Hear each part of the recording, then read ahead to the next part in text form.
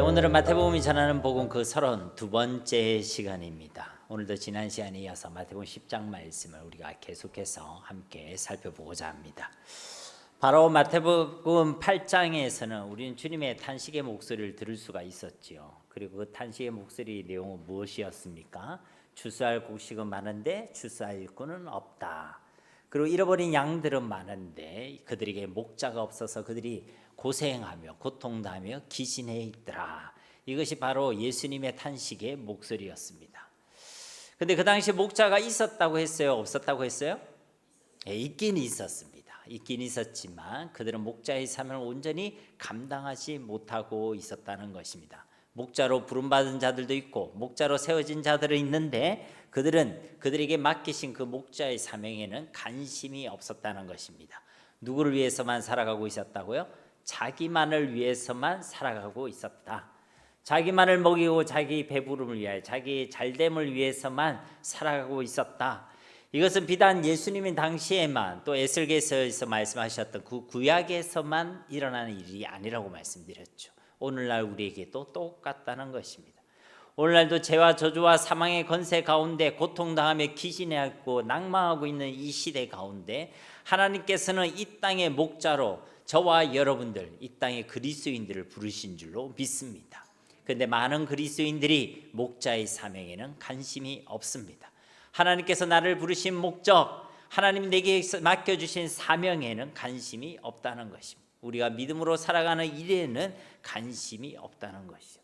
제가 계속해서 말씀드리고 있지만 목자로 부름받은 자들, 예수님을 믿는 그리스도인들은 이 땅에 참 많은데 그 목자의 사명을 감당하는 진짜 그리스도인들, 진짜 믿음으로 살아가려는 진짜 믿음의 사람들이 너무나도 적다는 것이죠.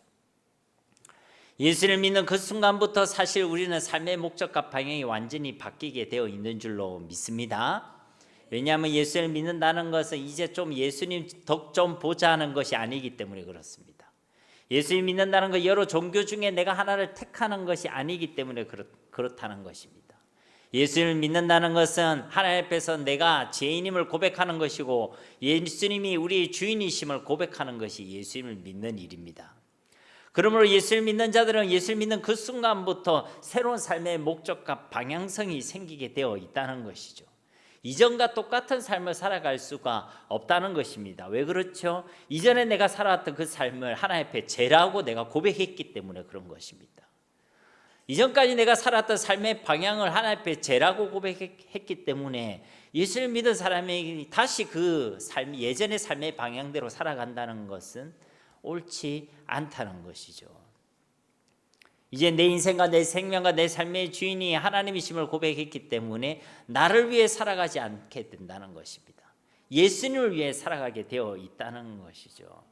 그러니까 우리가 예수님만 제대로 믿어도 우리의 삶의 목적과 방향이 달라지게 되어 있다는 것입니다. 우리에게 주신 그 목자의 사명을 감당하며 살아가게 되어 있다는 것이죠. 사도 바울이 고백했듯이 사나 죽으나 이제 하나님의 영광을 위하여 살아가게 되어 있다는 것입니다. 이것이 진짜 예수를 믿는 믿음의 삶, 그리고 그 믿음의 삶의 내용인 줄로 믿습니다.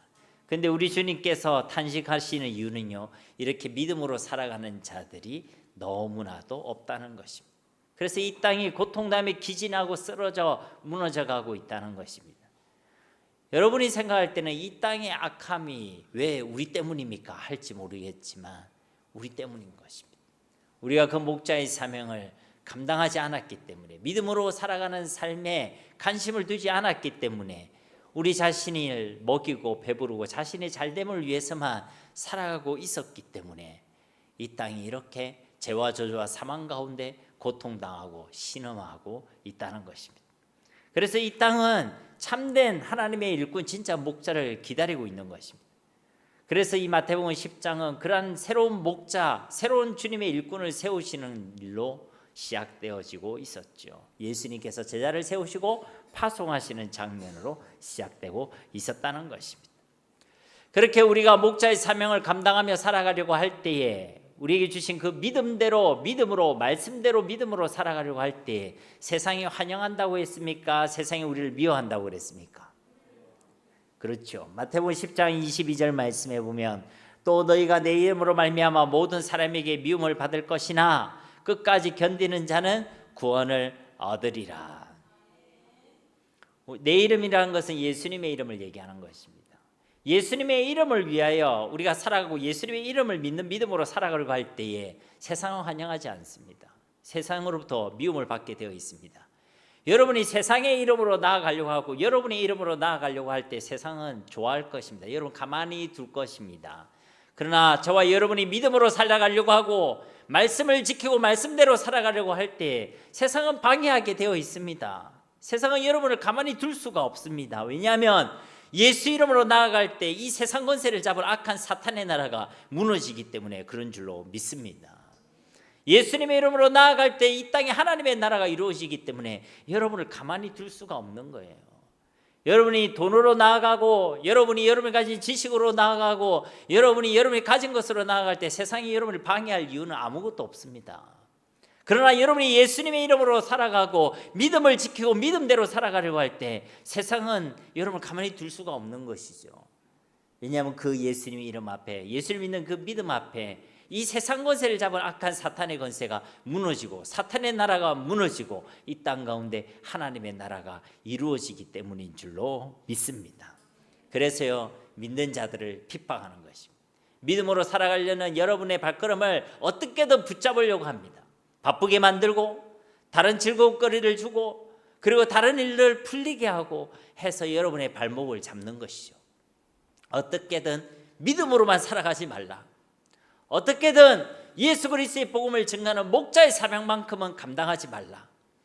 어떻게든 이 땅에 하나님의 나라를 세우는 일에는 관심을 두지 마라. 그렇게 세상이 방해한다는 것입니다. 그래서 여러분의 삶을 쌓아 올리고 돈을 벌고 여러분의 집을 튼튼하게 하고 평수를 늘리고 좋은 차를 바꾸게 만들고 하는 일에는 관심을 가지도록 하겠지만 여러분이 이 땅에 하나님의 나라를 세워가고 영혼을 구원하고 믿음으로 살아가고 말씀의 터 위에 여러분의 삶을 세우는 일에 있어서는 악한 사단은 틀림없이 방해하게 되어 있다는 것입니다. 그런 핍박과 방해와 박해가 반드시 있을 거라는 것이죠. 그런데 그 가운데서 이 마태복음 10장에 있는 말씀은 우리에게 뭐라고 말씀하고 있냐면 두려워하지 말라라고 말씀하고 있다는 것입니다. 왜 그렇습니까? 지난 시간에 우리가 살펴본 말씀과 같이 그런 핍박과 환난이 있다는 것을 다 알고 계신 그 하나님이 우리를 보내시고 파송하셨기 때문이고, 두 번째로는 그 가운데서도 성령 하나님께서 우리와 함께 계셔서 우리가 말할 바를 알려주시고 우리가 어떻게 행해야 될지를 가르쳐 주시기 때문인 것이고, 세 번째로는 그렇게 끝까지 견디는 자가 결국은 승리하기 때문인 줄로 믿습니다. 그래서 두려워하지 말라는 것입니다. 오늘 본문 말씀을 통해서도 우리는 똑같은 우리 주님의 음성을 듣게 될 것입니다. 역시 두려워하지 말라는 것입니다. 오늘 본문 말씀 24절부터 42절까지 말씀해 보면 두려워하지 말라라는 이 표현이요 3번이나 등장하고 있습니다. 두려워하지 말라, 두려워하지 말라, 두려워하지 말라. 끝까지 믿음으로 살아가려는, 믿음으로 말씀대로 믿음을 지키며 믿음으로 살아가려는 그 삶을 포기하지 말라는 것입니다. 어떤 방해와 어떤 박해 가운데서도 이 땅에서 하나님께서 우리에게 맡기신 그 목자의 사명을 감당한 일, 그 걸음을 멈추지 말라는 것입니다. 오늘도 주시는 말씀을 통해 그 모든 두려움과 불안에서 자유하게 되시기를 주님의 이름으로 축복합니다. 내게 맡겨주신 그 목자의 사명을 다시 한번 내 마음속에 새기고 주님 주신 그 꿈을 함께 꿈을 꾸고 담대히 믿음으로 살아가기를, 우리의 삶을 결단할 수 있는 이 시간이 되기를 예수님의 이름으로 축복합니다. 우리 먼저 24절 25절 말씀 두 절 말씀 우리 함께 다시 한번 봉독하겠습니다. 제자가 그 선생보다 또는 종이 그 상전보다 높지 못하나니 제자가 그 선생 같고 종이 그 상전 같으면 조카도다. 집주인을 바알세불이라 하였거든 하물며 그 집 사람들이랴. 아멘. 여기에는 세 가지 관계가 기록되어져 있죠. 첫째는 제자와 선생, 두 번째는 종과 상전, 그 세 번째는 집주인과 집안 사람들이 등장하고 있습니다. 근데 이 맥락은 똑같죠. 제자는 선생과 같이 되어야 하고 종은 상전처럼 되어야 되고 집안 사람도 집주인과 같이 되어야 한다라고 말하고 있는 것입니다. 선생, 상전, 집주인 다 예수님을 가리키는 표현들이죠. 제자, 종, 집안 사람은 예수님을 따르는 제자들을 의미하는 것입니다. 그럼 어떤 의미가 되겠습니까? 제자는 예수님과 같이 되어야 된다는 거예요. 제자는 예수님을 닮아가야 되고 제자는 예수님을 끝까지 따라가야 한다는 것을 말씀하고 있는 것입니다. 예수님의 영광만을 따라가는 것이 아니라 그 영광도 따라가야 되는 것이고 예수님이 당했던 그 고난의 길도 함께 따라가야 한다는 것입니다. 내게 좋은 길도 따라가야 되겠지만 때론 좁고 험한 길이랄지라도 주님이 그 길을 걸어가셨다면 그 길을 따라가는 자들이 제자들이라는 것입니다. 여러분 넓은 길로 가고 싶어요? 좁은 길로 가고 싶어요? 저는 넓은 길로 가고 싶습니다. 그런데 예수님이 넓은 길로 가셨다면 우리 넓은 길로 가는 거예요. 예수님이 좁은 길로 가셨다면 좁은 길로 가야 될 줄로 믿습니다. 그러니까 예수님의 제자는 내 길을 가는 게 아니에요. 자꾸만 내 길, 마이 웨이, 내 식으로 살겠다. 이건 예수님의 제자가 아닙니다. 누가 뭐라 해도 나는 내 길을 갈 것이다. 말은 멋있지만 예수님의 제자는 아닙니다. 우리는 누가 뭐라 해도 예수님이 가신 그 길을 걸어가는 자들이 되어야 할 줄 믿습니다. 그게 바로 예수님의 제자인 것이죠. 처음에 제자들은요 예수님을 통해 영광의 길만 걸으려고 했습니다. 예수님을 통해 꽃길만 걸으려고 했습니다. 예수님을 통해 자기의 영광, 세상의 영광을 거두려고 했습니다. 예수님을 통해서 한 자리를 차지하려고 했고 세상 가운데 떵떵거리며 살아가려고 했고 그들은 예수님을 통해 세상을 얻으려고 했습니다. 그건 예수님의 제자가 아니에요. 여러분들 가운데도 예수님을 통해 세상을 얻으려고 하시는 자 있다면 여러분 포기하시기 바랍니다. 그건 예수님의 제자의 길이 아닙니다. 여러분이 예수님을 통해 나의 영광과 나의 잘됨을 얻으려고 하시는 자가 있다면 오늘 하나님 앞에 회개하시고 내려놓으시기 바랍니다. 그건 예수님의 제자의 길이 아닙니다. 처음 제자들은 그렇게 했다는 것이죠. 그러나 이 제자들이 부활하신 주님을 알고 주님을 만났을 때 그들은요 자기의 영광이 아니라 하나님의 영광을 구하는 자들이 되게 된 줄로 믿습니다. 그들이 진짜 자기를 부인하고 자기의 생명까지 부인하고 주님이 걸어가셨던 그 십자가의 길을 걸어가는 예수님의 제자, 예수님의 증인이 되게 되었다는 것입니다. 그런 은혜가 저와 여러분 가운데도 있게 되기를 예수님의 이름으로 축복합니다. 그러므로 제자는요 내가 가는 그 길에 따라서 두려워하지 않습니다. 혹 그 길에 손해와 억울함과 고난과 고통이 있다 할지라도 그 길을 두려워하지 않습니다.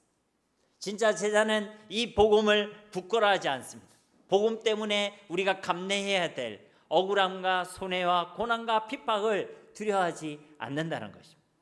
왜 그렇죠? 이 길을 먼저 걸어가신 분이 바로 우리 주님이시고 우리가 그 주님의 영광과 승리를 온전히 얻기 위해서는 이 십자가의 길도 함께 걸어가야 되기 때문에 그런 줄로 믿습니다. 로마서 8장 17절 18절 말씀 우리 한 목소리로 함께 봉독하겠습니다. 자녀이면 또한 상속자 곧 하나님의 상속자요 그리스도와 함께한 상속자니 우리가 그와 함께 영광을 받기 위하여 고난도 함께 받아야 할 것이니라. 생각하건대 현재의 고난은 장차 우리에게 나타날 영광과 비교할 수 없도다. 아멘. 그러니까 우리가 하늘의 저 유업과 상급을 받기 위해서는 또 예수님과 함께 영광을 받아 누리기 위해서는 무엇도 함께 받아야 된다는 것입니까? 그 그리스도의 고난, 십자가의 고난, 그 고난도 함께 받아야 한다는 것입니다. 당장 십자가에 못 박혀 보라 그런 이야기가 아닙니다. 복음 때문에 믿음으로 살아가려는 우리의 삶 때문에 말씀에 순종하는 삶 때문에 우리가 받아야 될 손해, 억울함 그리고 방해와 박해 때로는 모멸과 무시 이런 것들을요 우리도 다 감내해야 한다는 것이죠. 그리고 이렇게 십자가의 길을 기꺼이 택하는 그들에게 끝까지 견디는 자는 구원을 얻으리라. 생각하건대 현재의 고난은 장차 우리에게 나타날 영광과 비교할 수 없다라고 하나님께서 말씀해 주시는 줄 믿습니다. 그래서 고린도후서 11장에 보면요 바울이 뭐라고 얘기하냐면 자신이 받았던 그 고난에 대해서 아이고 두려웠습니다, 무서웠습니다 이렇게 얘기 안 합니다. 그는요 그가 받았던 그 고난을요 두려워하지 말라 정도가 아니라 자랑하고 있습니다. 그의 자랑의 내용을 한번 볼까요? 고린도후서 11장 23절 이하의 말씀에 보면요, 그들이 그리스도의 일꾼이냐 정신없는 말을 하거니와 나는 더욱 그러하도다. 내가 수고를 넘치도록 하고 옥에 갇히기도 더 많이 하고 매도 수없이 맞고 여러 번 죽을 뻔하였으니 유대인들에게 40에서 하나 감한 매를 5번 맞았으며 3번 태장으로 맞고 1번 돌로 맞고 3번 파손하고 일주야를 깊은 바다에서 지냈으며 여러 번 여행하면서 강의 위험과 강도의 위험과 동족의 위험과 이방인의 위험과 시내의 위험과 광야의 위험과 바다의 위험과 거지 형제 중에 위험을 당하고 또 수고하고 애쓰고 여러 번 자지 못하고 줄이며 목마르고 여러 번 굶고 춥고 헐벗었노라. 여러분 이게요 이 바울의 자랑이었습니다. 지금 바울이 무엇을 자랑합니까? 자기가 당한 고난, 자기의 약함을 자랑하고 있는 것입니다. 왜 이것이 바울에게 자랑이 되어지는 것입니까? 예수님께서 이 고난의 길 십자가의 길을 걸어가셨기 때문인 것입니다. 예수님께서 그 길을 먼저 가셨기 때문에 자격 없는 나도 이와 같이 걸어갈 수 있음에 대해서 바울은 자랑하고 있는 것입니다. 바울은 그래서 이 핍박과 환난에 대해서 단순히 두려워하지 않는 정도가 아니라 이 바울은 여기서 한 걸음 더 나아가서 이 고난과 핍박을 당하는 것에 대해서 그는 이것이 나의 자랑이다 라고 고백하고 있는 것입니다. 주님이 먼저 이 길을 걸어가셨기 때문에 나도 이 길을 걸어가는 것이 내게 영광스럽다라고 고백하고 있다는 것입니다. 주님 가신 그 길을 걸어가는 것이 우리에게 참으로 복이 되는 줄로 믿습니다. 가장 복된 길은 세상에 잘된 길을 걸어가는 것이 아닙니다. 예수님이 가신 그 길을 내가 걸어가는 것이 우리에게 가장 복된 길입니다. 우리가 받을 수 있는 가장 큰 영광은 세상의 높은 지위에 올라가는 것이 아닙니다. 주님이 가신 그 길을 내가 걸어갈 수 있는 것이 우리에게 가장 영광스러운 일인 줄로 믿습니다.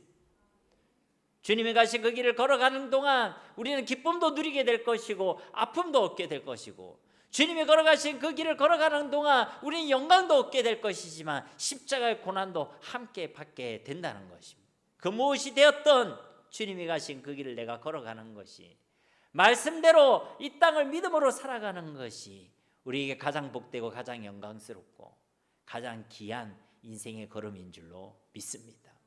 여러분은 하나님 앞에서 어떤 삶을 기대하고 계십니까?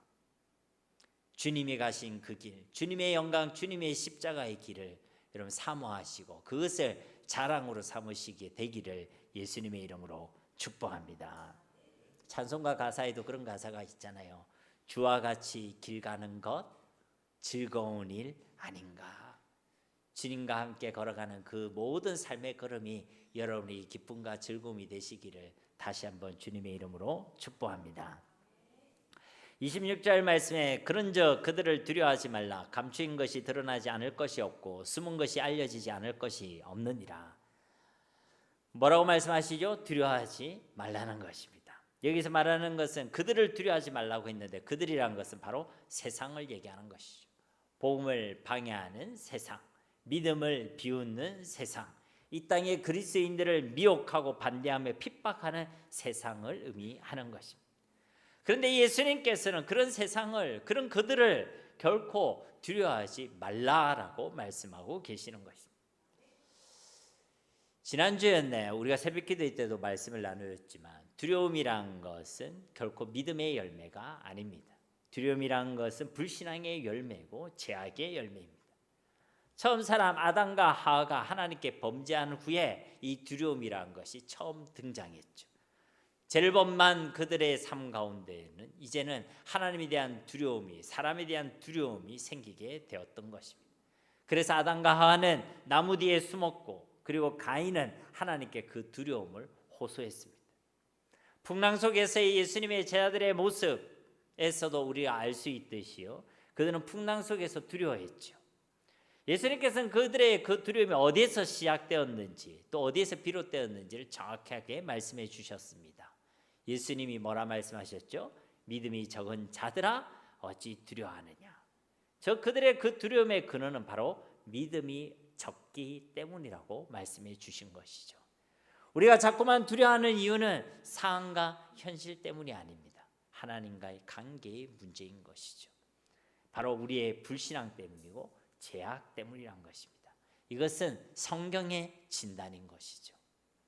그러면 오늘 이 말씀에 너희는 그들을 두려워하지 말라는 이 말씀은 너희는 그들 앞에서도 하나님을 온전히 믿으라라는 말씀과 같다라고 할 수 있습니다. 하나님을 믿으라는 것입니다. 우리를 위해 죽기까지 그렇게 우리를 사랑해 주신 그 하나님의 사랑을 믿으라는 것입니다. 그 영원한 사랑의 증거로 우리와 함께 계신 성령 하나님을 믿으라는 것입니다. 우리 주님께서는 그 믿음을 가지고 이제 세상을 더 이상 두려워하지 말라라고 말씀하고 계시는 것입니다. 그리고 그 이유를 이와 같이 말씀하고 계십니다. 감추인 것이 드러나지 않을 것이 없고 숨은 것이 알려지지 않을 것이 없느니라. 감추인 것, 숨은 것은 무엇을 의미하겠습니까? 예수 그리스도의 복음을 의미하는 것입니다. 아무리 방해하고 아무리 핍박하고 아무리 막아서고 아무리 반대하더라도 이 복음은 어떻게 된다는 것입니까? 더 이상 감추어지지 않을 것이다. 더 이상 숨겨지지 않을 것이다. 반드시 이 복음은 어떤 방해와 핍박 속에서도 반드시 드러나고 반드시 알려지게 된다는 것입니다. 아멘이십니까? 이 복음을 막을 것이 없다는 것입니다. 이 복음은 반드시 땅 끝까지 증거되게 될 것이고 반드시 우리 주님께서는 다시 오실 것이라는 것입니다. 그러므로 우리는 이 가장 분명하고 가장 확신한 일에 우리의 삶을 결단하고 우리에게 맡기신 그 목자의 사명을 온전히 감당하라는 것입니다. 두려움 때문에 불안 때문에 염려하고 머뭇대지 말고 지금 우리에게 맡기신 이 복음의 사명을 담대히 감당하시라는 것입니다. 우리의 믿음도 반드시 이기고 승리하게 될 줄로 믿습니다. 그러므로 두려워하지 마시고 담대하시기를 주님의 이름으로 축복합니다. 27절 말씀에도 내가 너희에게 어두운 데서 이르는 것을 광명한 데서 말하며 너희가 기속말로 듣는 것을 집 위에서 전파하라.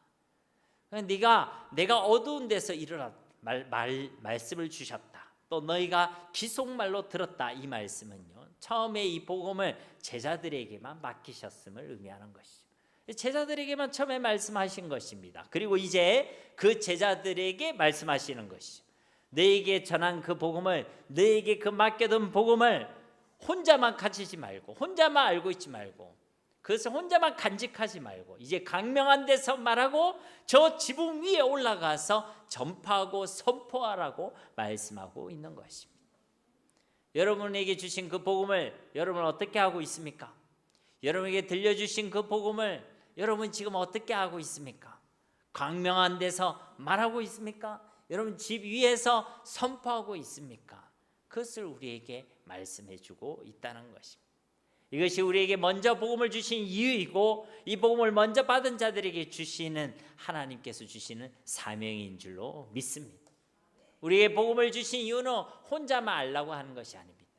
이제 그 복음을 강명한 데서 외치고 저 지붕 위에서 선포하기를 소원하시는 분이 바로 우리 하나님이신 줄 믿습니다. 우리가 생각할 때는 하나님께서 지금이라도 뿅 나타나셔가지고 믿지 않는 사람들 깜짝 놀라겠죠.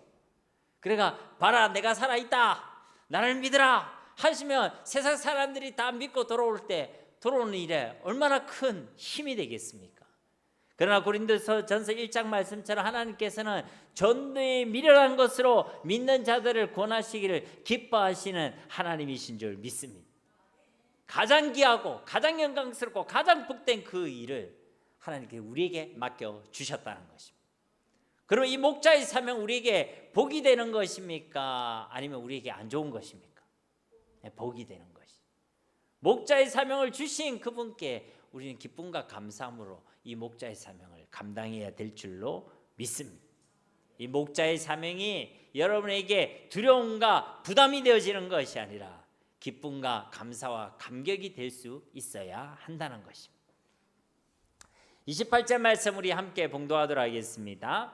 몸은 죽여도 영혼은 능히 죽이지 못하는 자들을 두려워하지 말고 오직 몸과 영혼을 능히 지옥에 멸하실 수 있는 이를 두려워하라.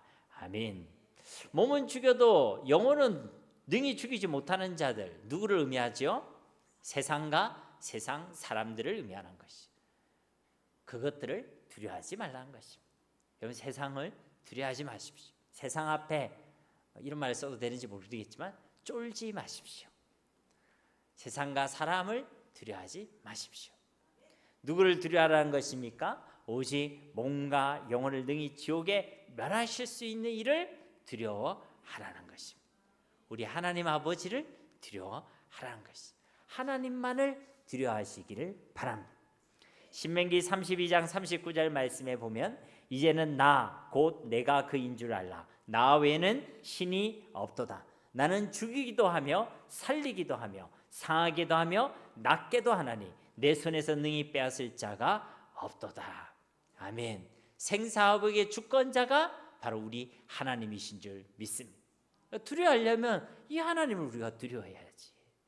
우리를 살려주실 분도 하나님이시고 우리를 죽이기도 하실 분이 우리 하나님이시고 우리의 삶에 복을 주시는 분도 하나님이시고 우리의 삶에 화를 내리시는 분도 우리 하나님이시고 하나님을 두려워하지, 그러지도 말을 못하고 아무런 능력도 힘도 없는 세상과 사람을 두려워하지 말라는 것입니다. 사람 앞에서는 눈치 잘 보는 사람들이 있어요. 사람 앞에서는 저 사람이 내가 이렇게 하면 안 좋아하겠지, 이렇게 하면 나를 싫어하겠지, 이렇게 하면 나를 다음에 내가 진급할 때 나를 누락시키겠지. 사람 앞에서 눈치를 잘 보면 다 처세술을 잘하는 사람들이 있습니다. 그런데 하나님 앞에는 전혀 하나님을 두려워하지 않는 사람들이 많습니다. 이것을 하나님이 싫어하겠지, 그래도 합니다. 하나님 이것을 하면 나에게 복을 안 주시겠지, 그래도 합니다. 이것은 하나님 기뻐하신 일이야 알면서도 선택하지 않습니다. 하나님 두려워한다는 거예요? 하나님 안 두려워한다는 거예요? 전혀 안 두려워합니다. 예수 믿는 사람이 하나님이 그냥 마냥 사랑으로만 보이나 봐. 하나님이 사랑이니까 그냥 마냥 이해해 주실 분으로만 그냥 생각되어지는가 봐요. 하나님은 사랑이시고 공의이십니다. 우리는 하나님을 사랑해야 되지만 또 나그네로 지낼 때에 두렵고 떨림으로 우리 하나님을 대해야 될 줄로 믿습니다. 하나님을 두려워하시기 바랍니다. 돈을 두려워하지 말고 세상을 두려워하지 말고 사람을 두려워하지 말고 하나님을 두려워하시기 바랍니다. 그럼 우리 인생의 방향이 분명해집니다. 우리의 삶의 내용이 갈등되지 않습니다. 복잡해지지도 않습니다. 단순합니다. 하나님을 위해 살면 살게 되는 것이고 하나님과 함께하면 내가 복을 받게 되는 것이고 야고보서 4장 12절에도 입법자와 재판관은 오직 한 분이시니 능히 구원하기도 하시며 멸하기도 하시느니라. 너는 누구이기에 이것을 판단하느냐. 우리를 구원하실 분도 우리를 멸하실 분도 하나님밖에 없다는 것입니다. 하나님만을 두려워하라는 것이죠. 우리가 면접을 볼 때 잘 보기 위해서 밝은 표정으로 들어가죠. 그래서 막 밝은 표정과 그리고 아주 적정한 어조를 가지고 면접을 봅니다. 평소에보다 더 부드럽게 얘기하겠죠. 그리고 분명히 얘기할 겁니다. 왜냐하면 면접관한테 잘 보여야 되니까. 맞아요, 맞아요. 혹시 면접 보러 가는데 막 세수도 안 하고 양치질도 안 하고 파마바 바지에다가 잠옷 걸치고 면접 본 사람이 있으면 손 들어보세요. 예, 그러면 조용히 정신병원에 가야 돼요. 면접관 앞에서도 우리는 잘 보려고 그렇게 애쓰는데 우리가 사람에게 잘 보여야 되겠어요? 하나님에게 잘 보여야 되겠어요? 말하는 게 질문이 어리석은 것이죠. 그죠? 하나님 앞에 잘 보이기 위하여 하나님께 기쁨이 되기 위하여 하나님을 두려워하는 저와 여러분이 되시기를 주님의 이름으로 축복합니다. 여러분 앞에 선택의 길목이 주어지잖아요. 그때에 무엇을 선택할 것이냐 할 때 하나님이 무엇을 기뻐하실까? 어떻게 하면 하나님께 잘 보일 수 있을까? 어디에 하나님의 마음과 뜻이 있을까? 그것을 고민하는 자가 하나님을 두려워하는 자입니다. 어느 게 내한테 돈이 좀 될까? 어느 게 내한테 좀 튼튼한 줄이 될 수 있을까? 어떤 게 나한테 이익이 될 수 있을까? 그것을 고민하는 것은요, 제자의 고민이 아닙니다. 그건 저와 여러분보다 잘하는 사람이 세상에 예수 믿지 않는 사람들 중에 경상도 말로 뭐라고요? 천지빽가리로 많습니다. 얼마나 많다고요. 예수 믿는 사람은 하나님을 믿는 믿음으로 하나님을 두려워하는 삶을 살아가야 될 줄로 믿습니다. 29절 말씀에 참새 두 마리가 한 아사르온에 팔리지 않느냐. 그러나 너희 아버지께서 허락하지 아니하시면 그 하나도 땅에 떨어지지 아니하리라. 한 아사르온이나 이 화폐 단위는 한 데나리온의 16분의 1에 되는 화폐 단위입니다. 한 데나리온이라는 건 하루 일당을 얘기하는 것이죠. 하루 일당이 오늘날 10만 원이라고 생각한다면 한 아사르온은 약 6천 원 정도에 해당되는 금액이죠. 근데 참새 한 마리도 아니고 두 마리가 이 한 아사르온이라 했으니까 참새 한 마리는 한 오늘날 일당 10만 원으로 계산했을 때 3천 원 정도 했다는 것이. 그러니까 이 참새 한 마리가 의미하는 것은 뭐냐면 지금 얘가 지금 뭐 3천 원이다 6천 원이다 이 얘기를 하려는 것이 아니고 가치가 작다는 것이죠. 지극히 가치가 없다는 것입니다. 그런데 그렇게 지극히 작은 가치의 참새도 누가 알고 계신다는 것입니까? 하나님이 알고 계신다. 뒤에도 보면 너희에게 머리털까지 다 세신 바 되었나니 되어 있는데 이 머리털은 우리 신체에서 가장 작은 것 중에 하나지요. 그런데 그것도 다 세신 바가 되었다는 것입니다. 그러면서 31절에 뭐라고 말씀하시죠? 두려워하지 말라. 너희는 많은 참새보다 귀하니라. 그 지극히 작은 가치의 참새도 하나님이 다 알고 계시고 하나님이 주관하고 계시고 하나님이 돌보시고 계신다. 마태복음 6장에도 그런 말씀이 있었잖아요. 그죠? 들에 핀 백합화, 공중에 나는 새들, 들풀도 하나님이 입히시고 하나님께서 먹이시고 계신다. 그런데 하물며 너희일까 보냐. 이 말씀을 하나님이 우리에게 말씀하고 계시는 것입니다. 하나님께서 독생자를 내어주시고 자기 생명을 내어주시기까지 사랑하시는 아버지 하나님이 우리를 모르시겠냐는 것이죠. 우리를 돌보시지 않으시겠냐는 것입니다. 우리를 주관하지 않으시겠냐는 것입니다. 그 하나님을 우리가 알지 못하니까 우리는 자꾸 두려운 거예요. 그 하나님을 믿지 못하니까 우리는 자꾸만 불안한 것입니다.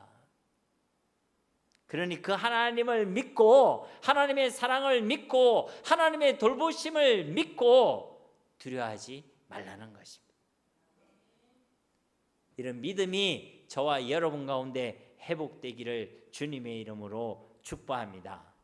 못 믿어서 두려워하고 안 믿어서 염려하고 믿음이 연약해서 세상 앞에서 자꾸만 쫄게 되어지고 그러지 말라는 것입니다.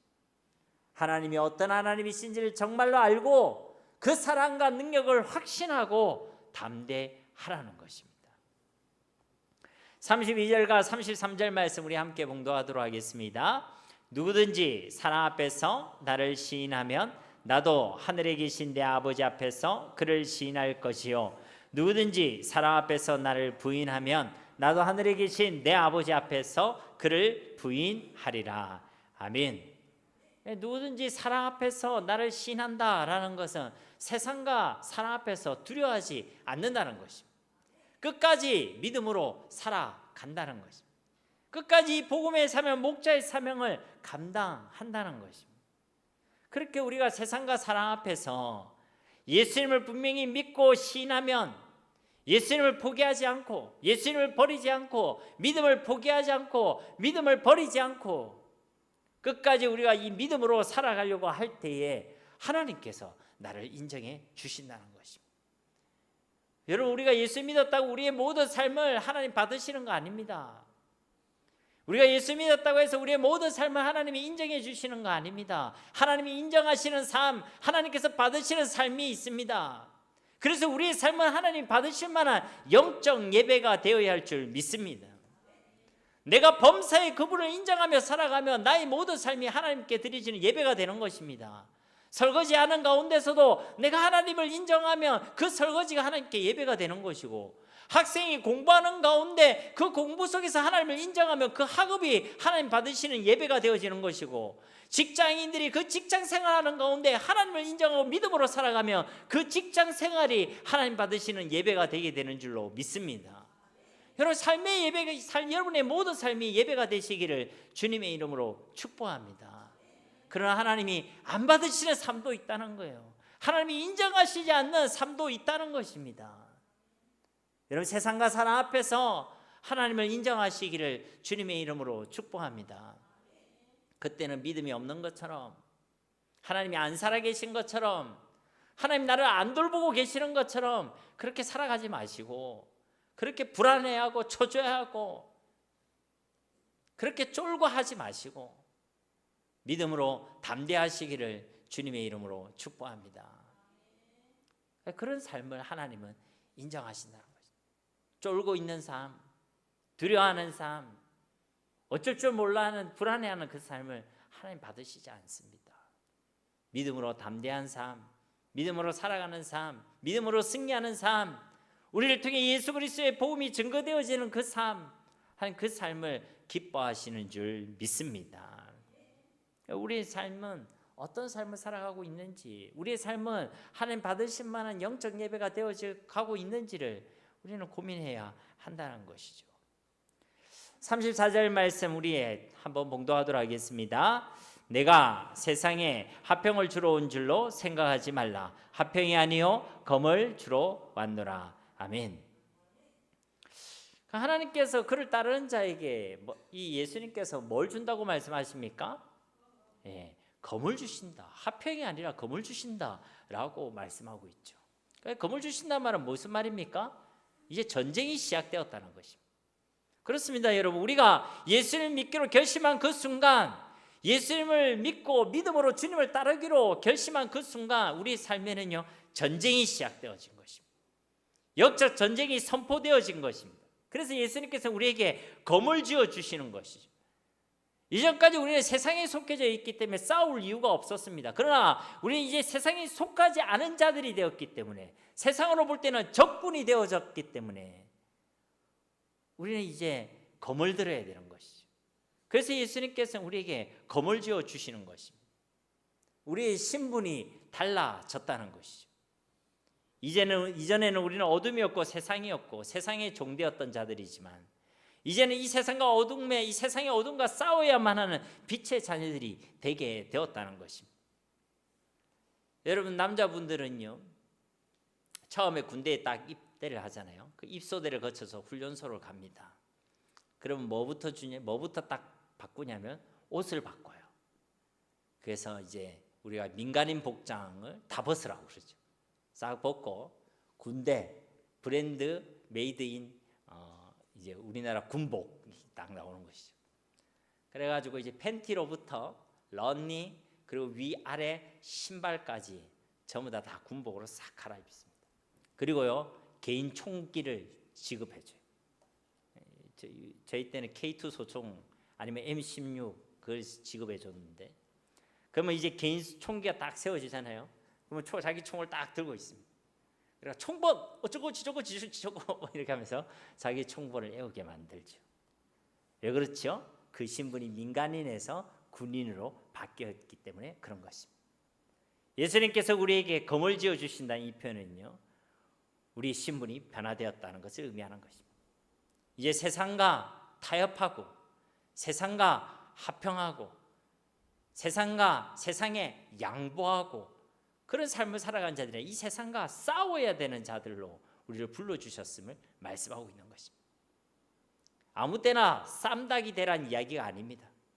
진리를 지키기 위해, 믿음으로 살기 위해, 내게 주신 이 복음의 가치를 지키기 위해, 복음을 선포하는 일을 위해서라면 이 진리에는 어떤 타협도 없다는 것이죠. 그래서 지난 시간에도 말씀드렸잖아요. 세상은 기독교를 그래서 독선적이다, 이기적이다라고 얘기한다고. 원래 진리가 그런 것입니다. 진리는 타협이 없습니다. 이래도 좋고 저래도 좋고는 진리가 아닙니다. 진리는 분명한 것이죠. 우리를 통해 이제 이 땅에 사탄의 날을 무너뜨리는 것이 바로 하나님의 소원인 줄 믿습니다. 그래서 검을 주신 거예요. 하나님께서 우리에게 지어주신 그 검은요, 녹슨검, 뭉퉁한 검이 아닙니다. 좌우에 날이 선 검, 아주 예리한 검, 반드시 이기고 승리할 수 있는 검을 저와 여러분에게 주신 줄로 믿습니다. 그래서 세상이 우리를 아무리 막아서고 아무리 방해한다고 하더라도 이 복음, 이 말씀의 검을 들고 나아갈 때 우리는 반드시 세상을 이기고 이 땅에 사탄의 나라를 무너뜨리고 하나님의 나라를 세워가는 일에 우리가 쓰임받게 될 줄로 믿습니다. 그러니 두려워하지 말라는 것입니다. 35절과 36절 말씀에 내가 온 것은 사람이 그 아버지와 딸이 어머니와 며느리가 시어머니와 불화하게 하려 함이니 사람의 원수가 자기 집안 식구리라. 예수님을 따르는 자들이 예수님을 따라 이 복음을 전파할 때에 세상이 우리를 환영한대요, 환영하지 않는데요? 환영하지 않는다. 반대한다. 반드시 우리가 믿음대로 살지 못하게끔 하는, 말씀대로 살지 못하게끔 하는 일들은 일어나게 되어 있다. 그런데 그 가운데서도 우리를 가장 힘들게 하는 방해가 바로 우리 가족들의 방해란 것이죠. 나랑 가까운 사람들의 방해란 것입니다. 가까운 사람 통해 내 마음을 무너뜨리고 내 믿음을 무너뜨리고 내 믿음의 삶을 방해한다는 것이죠. 누가 그렇게 한다는 것입니까? 네, 집안 식구. 그런데 이 말을 우리가 오해하지 말아야 될 것은 그 인간이 우리의 원수라는 거예요. 그 뒤에 있는 사탄이 우리의 원수라는 거예요. 네, 사탄이 우리의 원수라는 거예요. 그러니까 이 말을 듣고 나서 집에 있는 그 인간을 생각하고 있으면 안 돼요. 여러분 표정을 보니까 잠깐 생각한 것 같은데 그렇게 생각하면 안 된다고요. 저는 예수님들의 복음을 전할 때요, 그의 가족들이 그를 외면했습니다. 바울도 복음을 전할 때요, 그를 막아서고 가장 극렬히 반대했던 사람들은 이방인들과 로마인들이 아니었습니다. 같은 동족인 유대인들이었고 동포들이었고 친구였고 가족들이었습니다. 그래서 말씀하고 계시는 것입니다. 사람의 원수가 자기 집안 식구니라. 근데 이 말씀을 가지고 우리 그리스도인들이요, 자기 집안 사람들, 자기 소중한 가족들을 원수 취급해서는 안 돼. 그들이 우리를 원수같이 생각한다는 말씀이지 우리가 그들을 원수처럼 생각해서는 안 된다는 것이죠. 주님께서 원수되었던 우리를 사랑해 주시고 우리를 위해 저 십자가에 죽기까지 하신 것처럼 우리 역시도 우리를 비록 그들이 원수같이 대한다 할지라도 끝까지 사랑으로 긍휼로 그들을 대해야 될 줄로 믿습니다. 어쨌든요, 원수마귀 사탄은 가장 가까운 사람들을 통해 우리를 공격할 것입니다. 여러분들이 믿음으로 살아가려고 할 때 가장 가까운 사람을 통해서 여러분들을 시험하고 여러분을 실족시킬 것입니다. 가장 중요한 그때에 마귀가 하필 그 사람을 통해 나의 마음을 무너뜨리는 것이죠. 우리 그런 얘기가 많았습니다. 막 수련회 같은 데 다 하고 나면 집에 가면 마 선생이 신방와 있을 거라, 그런 얘기 있었습니다. 무슨 말인지 이해가 가십니까? 네, 여러분들이 은혜 받고 뭔가 돌아갔을 때에 집에 그 인간이 마귀란 얘기가 아니라 마귀가 여러분 가장 가까운 사람을 통해 여러분 은혜의 구멍을 내는 거예요. 쑥 빠져나가도록. 그것을 우리에게 미리 알려주고 계시는 것이죠. 37절 말씀, 아버지나 어머니를 나보다 더 사랑하는 자는 내게 합당하지 아니하고 아들이나 딸을 나보다 더 사랑하는 자도 내게 합당하지 아니하며. 이 말씀은 부모도 버리고 자녀도 버리고 배우자도 다 버려라, 이런 말씀입니까? 네, 아멘하면 큰일 납니다. 그런 말씀 전혀 아니죠. 예수 믿는 사람은 부모를 사랑해야 합니다. 부모를 공경해야 합니다. 십계명에도 나와 있죠. 그리고 아들과 딸은 말할 것도 없습니다. 자녀를 존중하고 자녀를 사랑해야 되죠. 그러나 그보다 더 하나님을 사랑해야 한다는 것입니다. 예수님의 제자는 하나님을 가장 사랑하는 자들이 되어야 할 줄 믿습니다. 주님을 따르는 제자들에게 하나님께서, 예수님께서 요구하신 거 이거 하나밖에 없습니다. 요한복음 21장 말씀을 기억하지 않습니까? 예수님의 제자인 베드로에게 뭐라고 얘기합니까? 네가 이것들보다, 네가 이 사람들보다 나를 더 사랑하느냐? 그거 하나만 묻고 계시는 것입니다. 세상의 그 무엇보다, 세상의 그 누구보다 예수님을 더 사랑해야 된다. 이게 바로 제자의 요건이라는 것이죠. 예수님을 가장 사랑하는 사람들, 예수님께 최고의 가치를 두고 있는 자들, 그들이 하나님 앞에서 합당한 진짜 제자들인 줄 믿습니다. 그리고 우리가 진짜 주님을 가장 사랑하는 자들이 되어야, 주님께 최고의 가치를 두는 자들이 되어야 세상 앞에서 담대하게 되는 것입니다. 세상 앞에서 예수님을 바꾸지 않게 되는 것이고 예수님을 버리지 않게 되는 것입니다. 예수를 가장 사랑하는 자가 되어야 세상 앞에서 주님을 부인하지 않고 인정하는 자가 되게 된다는 것입니다. 그러니 예수님의 사랑을 알고 정말 주님을 가장 사랑하는 자들이 되시기를 주님의 이름으로 축복합니다. 그리고 진짜 하나님을 사랑하는 자가 되어야 진짜 부모를 공경할 수 있습니다. 진짜 자녀를 사랑할 수 있습니다. 진짜 남편과 아내를 사랑하고 존중하게 됩니다. 예수를 믿지 않고도 부모에게 잘하고 자녀에게 잘하는 사람 얼마든지 있을 수 있습니다. 그러나 여러분, 그 안을 보십시오. 어떠한 효를 행한다 할지라도, 어떠한 사랑을 준다 해도 그들의 영적인 부분을 도울 수가 없습니다. 하나님을 사랑해야지만, 하나님을 사랑하는 그 사랑으로만 사랑해야지만 온전한 사랑을 이룰 수가 있는 것이죠. 하나님을 사랑하는 부모가 자녀를 위해 진짜 기도할 수 있습니다. 하나님을 사랑하는 자녀가 부모를 위하여 진짜 기도할 수 있습니다. 진짜 하나님을 사랑하는 부부가 서로를 진짜 기도의 중보자로 서로 도울 자가 될 수가 있다는 것입니다. 나의 사랑으로 그 사람을 사랑하는 것은 예수님 믿지 않는 사람들도 다 하는 것들이고 더 잘하는 것들입니다. 그러나 그런 사랑은 온전할 수가 없는 것이죠. 육적으로는 어떤 것을 이룰 수는 있겠지만 영적인 부분을 전혀 도울 수가 없습니다. 그래서 진정한 사랑은요, 예수님의 사랑으로 그 사람을 사랑하는 것입니다. 진짜 하나님을 사랑하는 자라야 또 다른 사람을 진짜 사랑할 수가 있다는 것입니다. 육신의 사랑은요, 예수님 믿지 않고도 할 수 있어요. 부모이기 때문에, 자녀이기 때문에 할 수 있습니다. 그러나 그 영혼까지도 사랑할 수 있는 것은요, 예수님 있는 믿음 안에서만 가능한 것이죠. 그러므로 예수님 믿고도 부모를 공경하지 않는다, 사실은요, 하나님 사랑하지 않는 것입니다. 예수님 믿고도 자녀를 사랑하지 않고 자녀를 존중하지 않는다, 내 마음대로 하려고 한다, 하나님을 잘 안 믿는 것이죠. 자녀가 되었던 부모가 되었던 내 배우자가 되었던 그거 내 거 아닙니다. 우리가 연애할 때는 그런 이야기 하잖아요. 너는 내 거야, 이런 얘기 해요, 안 해요? 하도 닭살 돋는 이야기라서 기억이 잘 안 나죠. 여러분, 오늘 집에 가서 그분께 얘기해 보세요. 넌 내 거야, 이래 보세요.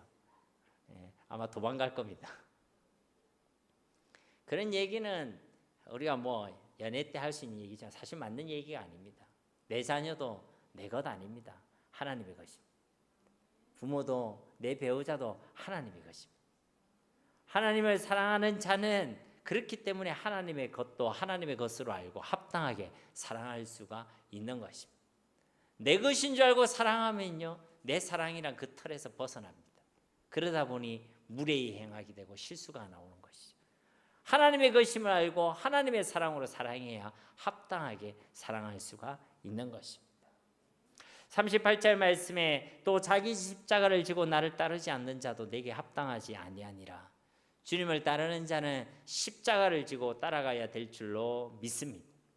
십자가 없이 십자가를 지지 않고 예수님을 따라간다는 것은요, 있을 수가 없습니다. 난 십자가 빼고 주님을 따라가겠습니다. 그거는 엉터리입니다. 도둑놈 심보죠. 왜 그러냐면 예수님께서 십자가를 지고 그 길을 걸어가셨기 때문에 그런 것입니다. 십자가는 우리에게 맡겨주신 사명을 의미합니다. 그 사명을 감당하는 일에 만나는 고난과 핍박과 시련을 우리는 십자가로 표현하는 것입니다. 어떤 분들은 내 힘들게 하면 내 십자가로 생각해요. 그 인간이 내 십자가입니다. 맞는 것 같지만 또 안 맞아요. 그냥 힘든 거 그거 가지고 십자가라 얘기하면 안 됩니다. 내 믿음 때문에 내 믿음대로 내가 믿음으로 살려고 할 때, 목자의 사명을 내가 감당할 때, 하려고 할 때, 복음의 사명을 감당하려고 할 때 내게 주어지는 그 시련과 핍박과 어려움들, 그게 바로 십자가죠. 그 사명이 십자가인 것입니다. 그러므로 예수님을 따르는 자들은 이 십자가를 지고 주님을 따라가야 될 줄로 믿습니다. 십자가의 길은 외길, 외통수입니다. 우회할 수 있는 길이 없어요. 회피할 수 있는 길이 없습니다. 예수님도 기도하실 때 그렇게 했잖아요. 할 수만 있다면 이 잔을 내게서 지나가게 하옵소서. 그렇지만 그 십자가를 지셔야만 했습니다. 우리에게도 똑같은 것이죠. 그러니 여러분이 이 믿음대로 살아가는 이 삶 가운데, 여러분이 주신 그 사명을 감당하려고 하는 그 삶 가운데 십자가가 떡하니 서 있을 때에 두려워하지 마시기를 주님의 이름으로 축복합니다. 그거 지고 가라는 거예요. 그게 주님을 따르는 길입니다. 그게 주님이 가신 길입니다. 그게 주님께서 기뻐하시는 길입니다. 39절 말씀에 자기 목숨을 얻는 자는 잃을 것이요 나를 위하여 자기 목숨을 잃는 자는 얻으리라. 자기 목숨을 위해 자기가 살려고 하면 그건 죽는다는 거예요. 반드시 주님을 위해 자기를 죽이고 자기를 부인하면 내가 산다는 것입니다. 여러분, 십자가를 지고 자기를 부인하고 주님 앞으로 주님을 따라 걸어가시기를 주님의 이름으로 축복합니다. 여러분, 십자가 앞에서 우리에게 요구되는 것은요, 자기를 부인하는 것입니다. 자기를 부인하지 못하면 십자가를 질 수가 없습니다. 주님의 그 십자가는 예수 그리스도께서 자기를 부인하신 가장 분명한 증거가 되는 것입니다. 예수님은 하나님이셨습니다. 그러나 자기를 부인하셨죠. 예수님은 죄가 없으셨습니다. 그러나 자기를 부인하셨습니다. 예수님은 능력과 권세를 가지신 분이셨습니다. 그러나 자신을 부인하셨죠. 그 증거가 십자가라는 거예요. 그러니 자기를 사랑하고 자기를 위해서만 살아간 자들이 아니라 주님 앞에서 주님을 위하여 자기를 부인하는 자들, 그래서 이 십자가를 기쁨으로 지고 주님을 따라가는 자들이 되시기를 주님의 이름으로 축복합니다. 마지막으로 40절에서 42절 말씀은 이와 같이 주님을 따르는 제자들에게 주시는 위로와 격려의 말씀입니다. 40절 말씀 우리 함께 봉독하도록 하겠습니다. 너희를 영접하는 자는 나를 영접하는 것이요 나를 영접하는 자는 나를 보내신 이를 영접하는 것이니라. 아멘. 성부 하나님께서 성자 예수님을 이 땅에 보내셨죠. 그리고 그 아들을 통하여 하나님의 영광을 드러내셨습니다. 이 원리대로 이제 예수님께서 우리를 보내셨죠. 이제 우리를 통하여 예수님이 드러나는 것이 하나님의 뜻이고 하나님의 소원인 줄 믿습니다. 우리를 통해 그리스도가 드러나는 거, 이게 하나님의 소원이란 것이죠. 그런데 우리가 그 걸음을 걸어갈 때 세상이 환영하지 않겠지만 그들 가운데서도 하나님께서 환영하는 자들을 두셨다는 것입니다. 그리고 그렇게 우리 믿음의 걸음을 환영한 자들에게 하나님께서 복을 주시고 상을 주신다라고 약속하고 계시죠. 41절 42절 말씀에 보면 선지자의 이름으로 선지자를 영접하는 자는 선지자의 상을 받을 것이요 의인의 이름으로 의인을 영접하는 자는 의인의 상을 받을 것이요 또 누구든지 제자의 이름으로 이 작은 자 중 하나에게 냉수 한 그릇이라도 주는 자는 내가 진실로 너에게 이르노니 그 사람이 결단코 상을 잃지 아니하리라 하시니라. 아멘. 앞에 우리가 24절 시작할 때도 세 가지 관계가 등장했는데, 그렇죠? 이 마지막 41절 42절에도 세 가지 관계가 등장하죠. 선지자가 등장하고 의인이 등장하고 제자가 등장합니다. 그 선지자 이름으로 선지자를 영접한 자는 선지자의 상을 받게 되어지고 의인의 이름으로 의인을 영접한 자는 의인의 상을 받게 되고 제자의 이름으로 작은 자를 대접하는 자는 상을 잃지 않게 된다라고 말씀하고 있는 것이죠. 즉 예수님을 따르는 자들을 대접하고 환영하고 영접하는 자에게는 하나님께서 상을 주신다라고 말씀하고 있는 것입니다. 근데 이것은 비단 그들에게만 상을 주신다는 것이 아닙니다. 이 목자의 사명을 감당하려는 자들, 말씀대로 믿음으로 살려가려는 자들을 하나님께서 책임져 주시겠다는 것입니다. 완전히 하나님께서 책임져 주시겠다는 것입니다. 이것이 하나님께서 우리에게 주신 위로와 소망의 말씀인 줄로 믿습니다. 오늘 말씀에 그 제자들을 작은 자들, 옛날 개역 한글에는 소자라고 표현하고 있습니다. 틀림없이 이들은 세상으로 볼 때는 작은 자들이 틀림없을 것입니다. 그렇게 대단하게 보이지 않을 것이고 오히려 미련하고 어리석어 보일 수도 있을 것입니다. 그리고 이들은 스스로도 낮아져 있고 작아져 있는 자들이겠죠.